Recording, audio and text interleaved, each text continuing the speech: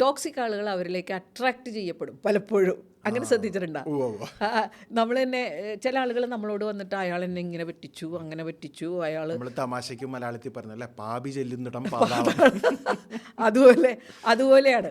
അപ്പം നമ്മൾ ആദ്യം ചിന്തിക്കേണ്ടത് ഈ ടോക്സിക് ആളുകളെ അട്രാക്റ്റ് ചെയ്യുന്ന ചില സ്വഭാവവിശേഷങ്ങൾ നമുക്കുണ്ടോ.